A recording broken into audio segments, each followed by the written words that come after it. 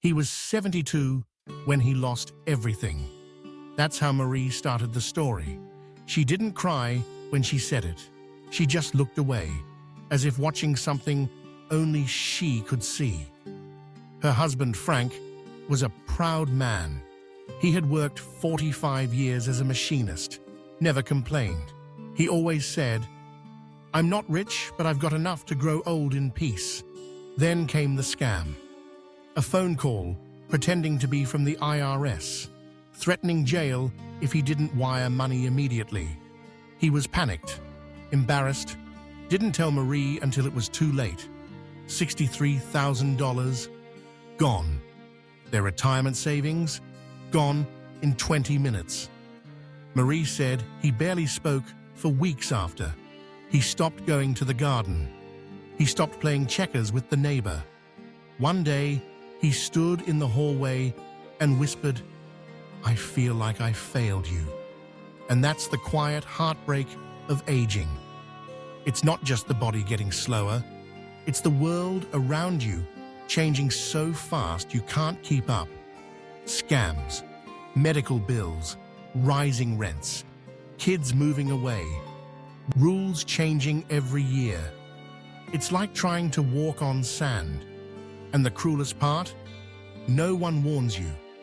No one tells you that after 60, money becomes slippery, and you have fewer years to fix a fall. But here's the truth. You are not alone. So many good people, smart, careful, hard-working, have seen everything slip away after 60. Not because they were foolish, but because the system is built like a maze, and aging makes the walls higher. This story, Marie and Frank's story, isn't rare. It's what too many Americans over 60 go through. And today we talk about it. We talk about how to avoid it, how to recover if it already happened, and how to never let it happen again. Because what happened to them should never happen to you. Why older Americans are vulnerable. When you're over 60, you become a target for real. Here's why. You've saved money. That makes you a target.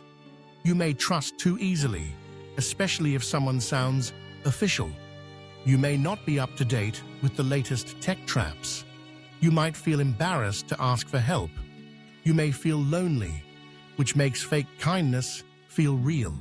Scammers, shady relatives, even companies, they all know this. That's why they move fast. They confuse, they pressure, they use fear, or guilt, or fake love. Frank wasn't stupid, he was scared, and that's all it took. The cost of silence. You know what most people do after losing everything? They hide it. They stop talking. They stop asking for help. They feel ashamed. Marie said it best. "We didn't tell the kids for months. We were too embarrassed." But silence is where the damage grows. When you hide the truth, you can't fix it. When you keep it in, the stress eats you from inside. We need to stop treating financial loss like a dirty secret. It's more common than you think, and it's not your fault. How losing everything can start small. It rarely happens all at once. Usually it starts small. A late medical bill, a small loan to family, a credit card balance that sneaks up, a repair that costs more than you expected. 1 month where you don't check your bank balance. Then, boom, suddenly you're in a hole that feels too deep to climb out of. And after 60, climbing is harder physically, mentally, emotionally. Frank and Marie were lucky in one way. They still had each other, but many don't. Divorce, death, estrangement. These things hit hard after 60. And when they come with financial loss, it's like losing your foundation and your roof in the same storm. So what do? We talk, we learn, and most importantly, we act. The path to recovery. Even after 60, recovery isn't just about money, it's about rebuilding your sense of control. Frank started by doing something simple. He told his story. He shared it with his local senior group. At first, he could barely finish a sentence, but the more he spoke, the less ashamed he felt.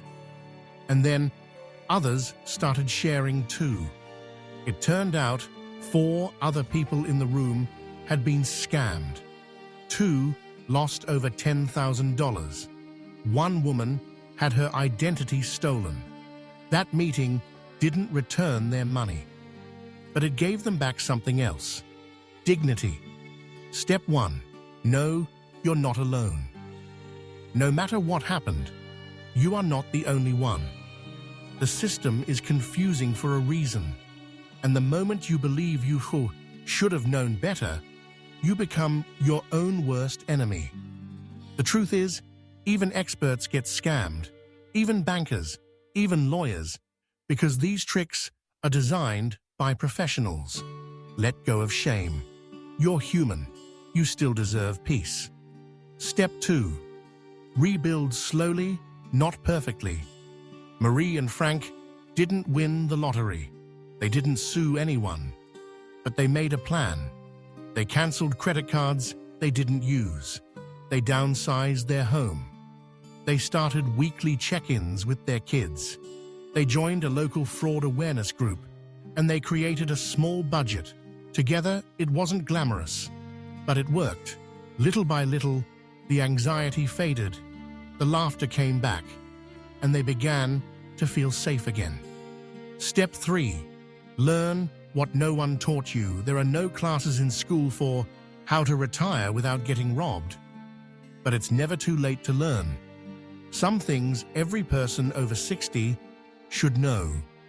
How to spot a scam email, how to freeze your credit, how to say no to a pushy salesperson, how to ask your kids for financial help with dignity, how to simplify your accounts so you can monitor them easily, how to leave instructions in case you can't manage them someday. This isn't about fear, it's about confidence. You've made it through decades of life.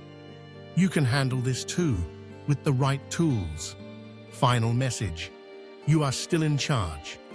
Even after loss, even after mistakes, you are still the author of this chapter. One scam doesn't define you. One bad investment doesn't erase a lifetime of good choices. And one financial fall doesn't mean you're done. You're not done. Let me say it again. You are not done. So if you've lost something, talk, learn, act. If you haven't yet, protect, prepare, ask.